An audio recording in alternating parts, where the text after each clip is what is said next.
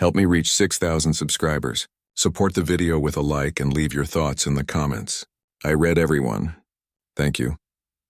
My name's Ethan, I'm 39, and until 3 months ago I thought I had a steady marriage. Not perfect, no marriage ever is, but comfortable. We'd been together 11 years, had a mortgage, 2 rescue dogs, and matching coffee mugs that said better together. Funny how fast better together can turn into barely speaking. It started on a Friday night. My wife Lauren had a rough week at work, and I suggested dinner somewhere casual. She picked a small bar downtown, one of those dimly lit rustic places with live acoustic music and overpriced drinks. We'd been there before. The bartender knew us by face.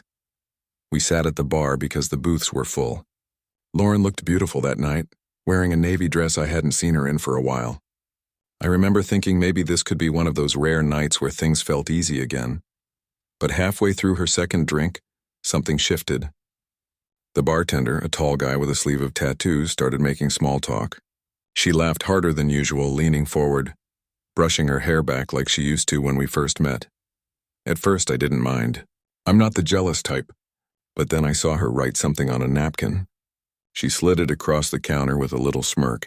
It took me a second to process. Her number. The bartender looked surprised, then flattered. He smiled politely, maybe unsure if it was a joke. I just sat there, quiet still. I wasn't angry, not yet. Just hollow. The kind of hollow that feels louder than any argument. When we got to the car, I didn't say a word. She asked if I was mad about something. I said I was tired. She shrugged, scrolled through her phone, and started humming along to whatever played on the radio. That night, she kissed me goodnight, completely unaware that something inside me had turned off. You don't recover from watching your spouse flirt in front of you, not because of the flirtation, but because of what it tells you. That somewhere, between all the small arguments and the quiet dinners, you've become invisible. The next morning, I went for a long drive. I didn't tell her where I was going. Stopped by a small diner outside town, had coffee alone, and stared at the condensation on the glass. I kept hearing her laugh in my head, the one she gave the bartender. It wasn't her normal laugh. It was that soft early relationship kind. The one that says I still want to be seen. That's when I realized. She didn't want to be seen by me anymore. When I got home, she was in the kitchen, making pancakes like nothing had happened. "Hey," she said. "You disappeared early." I said, "Yeah, needed to clear my head." She nodded. Didn't ask what about. That silence confirmed more than words ever could. By Monday, I'd made up my mind. Not out of rage. Not revenge. Just clarity. I contacted an attorney I'd known through a mutual friend. Simple divorce filing, no fault, minimal drama. We didn't have kids, just property and shared accounts. I told him to prepare everything. He asked if there was a specific event that triggered it. I said she gave her number to a bartender. He chuckled awkwardly, waiting for the rest. I didn't add anything. Because there wasn't anything else. That was enough. A week later, I came home with the papers in a plain manila envelope. Lauren was on the couch, scrolling on her phone again. "Can we talk?" I asked. She looked up, eyes half tired, half annoyed. "About what?" I handed her the envelope. She frowned, opened it slowly, her expression changing from confusion to disbelief. "You're kidding," she said. "This is a joke, right?" I shook my head. "You made your choice Friday night." "I'm just finalizing mine," her jaw dropped. "It was nothing, Ethan. I was just messing around." "Messing around?" I said quietly. "You gave another man your number while your husband was sitting next to you." She crossed her arms. "You're being dramatic. He wasn't even going to call." "Doesn't matter," I replied. "You wanted him to." For a second I saw something flicker in her eyes. Shame, maybe, but it disappeared fast. "So that's it? You're ending 11 years over that?" I nodded. "No. I'm ending it because it's not the first time I felt disrespected. It's just the first time you stopped pretending to care." She didn't say anything after that. Just sat there, staring at the envelope like it was written in another language. That night I packed a bag and stayed at a friend's apartment. She texted twice, first asking if I was serious, then telling me I was overreacting. I didn't respond to either. By morning I had no guilt, only quiet. And for the first time in years, quiet didn't feel like punishment. The morning after I left, I woke up before the sun rose.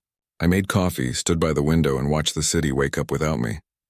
It felt strange, like I was watching someone else's life continue while mine had quietly ended in the background. Lauren didn't call that day. She didn't text either.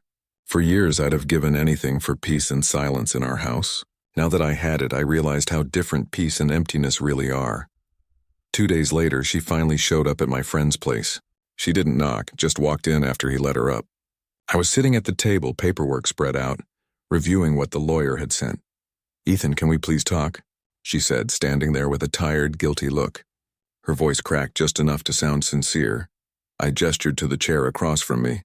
She sat down, eyes darting between my face and the papers. "I didn't mean for it to go that far," she said quietly. "I was drunk. I was just being stupid. You're really going to throw away everything over one mistake?" I took a slow sip of coffee. "Lauren, it wasn't about that napkin." She frowned. "Then what was it about?" "It's about the months before that," I said. "When you started sleeping facing the wall, when your phone became more interesting than I was, when every small conversation turned into an argument. That napkin was just the first visible thing I couldn't ignore anymore." She sighed. "So what, you're perfect? You never made mistakes?" "I made plenty," I said. But I didn't stop trying. Her eyes filled up, and for a second, she almost looked like the woman I married, the one who used to make me laugh in grocery store aisles and send me stupid memes during lunch breaks. But that version of her had been gone for a long time. I just needed to feel wanted, she said finally. "Then you should have said that," I replied. "Instead, you looked for it in someone else's eyes." She reached across the table, but I didn't move. Her hand stopped halfway. "I can fix this," she whispered. I shook my head. "No, you can't, because the person who needed to stop flirting with strangers is gone. And the person sitting here now, I don't trust her anymore." She stared at me like she was realizing for the first time that I wasn't bluffing. For years, she'd seen my silence as weakness. That day, she learned it was restraint.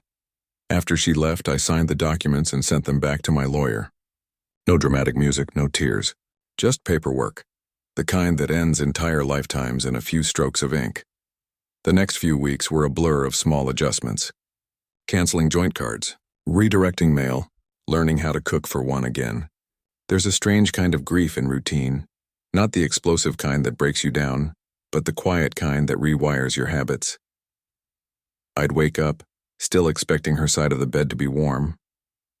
I'd reach for my phone, expecting her good morning text that hadn't come in months anyway. The absence wasn't new. It was just finally official. People asked what happened. I kept my answer short.